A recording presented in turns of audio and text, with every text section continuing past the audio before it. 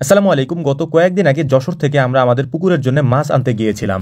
গতবার যশোর থেকে শিং এবং কই মাছ এনে পুকুরে ছাড়ার পর আজকে আমরা আবারও যশোর যাচ্ছি মাছ আনার জন্য। আজকে আমরা পুকুরে বা হাউজে ছাড়ার জন্য কোনো মাছ আনবো না, আজকে মাছ আনবো বায়োফ্লকে ছাড়ার জন্য।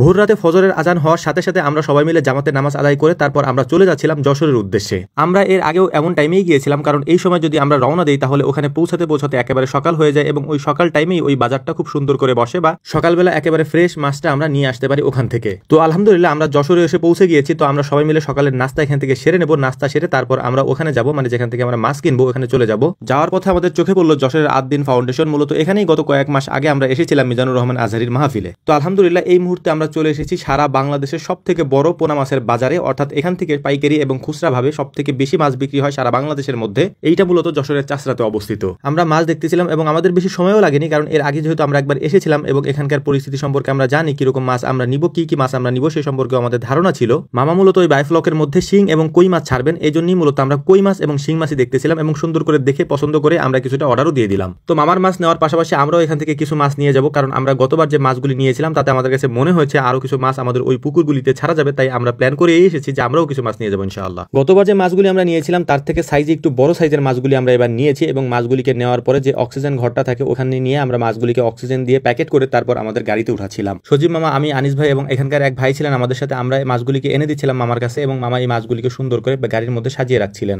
যশোরের এই জায়গাটাতে যেখানে এই মাছগুলি বিক্রি করা হয় এখানে একটা সুবিধা হচ্ছে, আমি আগের ভিডিওতেও বলেছি যে আপনি চাইলে যে কোনো ধরনের মাছ সিঙ্গেল ভাবে নিতে পারেন। অর্থাৎ আমাদের এখানে যে মাছগুলি বিক্রি হয় এটা মূলত মিক্সড মাছ, অর্থাৎ চাইলেই আপনি যে কোনো এক ধরনের মাছ নিতে পারবেন না, আপনাকে 4-5 রকমের মাছ একসাথে মিক্সড করে তারপর আপনাকে দেওয়া হবে। কিন্তু এখানে সেটা নেই, আপনি যে ধরনের মাছ নিতে চান সেই ধরনের মাছই আপনি এখান থেকে নিতে পারবেন ইনশাআল্লাহ। আমাদের সবগুলি মাছই প্যাকেট করা হয়ে গিয়েছে এবং গাড়িতে সাজানো হয়ে গিয়েছে। এখন আমাদের বিদায়ের পালা, এখান থেকে আমরা চলে যাবো ইনশাআল্লাহ এখন, কারণ আমরা ভোর রাত্রের দিকে এসেছি এবং রাত্রে কেউ তেমন একটা ঘুমায় নাই এবং মামার আমি বারবার ফোন দিয়ে ডিস্টার্ব করতেছিলাম যে তাড়াতাড়ি আসেন গাড়ি নিয়ে, আমরা দ্রুত গেলে বা দ্রুত ফিরতে পারবো ইনশাআল্লাহ। যেহেতু আমাদের খামারে অনেক কাজ থাকে তাই সকাল সকাল গিয়ে আমরা প্রায় 9টা-10টার মধ্যে আবার ব্যাক করে চলে আসতে পারি। রওনা দেওয়ার পর আমাদের প্ল্যান হচ্ছে আমরা প্রথমে যাবো আনিস ভাইদের বাড়িতে, ওখানে যে পুকুরটা আছে ওইখানে গিয়ে আমরা মাছগুলি ছাড়বো। অর্থাৎ আমাদের মাছগুলিকে আমরা প্রথমে রেখেছি যাতে করে এই মাছগুলিকে আনিস ভাইদের পুকুরে ছেড়ে দিয়ে তারপর এখান থেকে আমরা যাবো হচ্ছে নানা বাড়িতে, ওখানে মাছগুলি মামার ওই বায়োফ্লকের মাছগুলি ছেড়ে তারপরে আমাদেরকে কিছু মাছ এখান থেকে গিফট হিসেবে দিয়েছেন, ব্ল্যাক কাপ দিয়েছিলেন এক ভাই কিছু, তো ওই মাছগুলিকে নিয়ে আমাদের বাড়িতে যাবো, সেখানে গিয়ে আমাদের পুকুরে আমরা ওই ব্ল্যাক কাপগুলি ছাড়বো ইনশাআল্লাহ। তো সেই প্রক্রিয়াতেই আমরা আগাচ্ছি ইনশাআল্লাহ। বায়োফ্লকে মাছ আমাদের আগে পরে কখনো ছাড়ার অভিজ্ঞতা নাই, তো মামা এটাকে বানিয়েছেন এবং মামা আমাকে বানিয়ে বলেছিলেন যে মাছ নিয়ে যাওয়ার কথা, কিন্তু আমরা আগের বার যখন এসেছিলাম তখন আমাদের গাড়িতে অত জায়গা ছিল না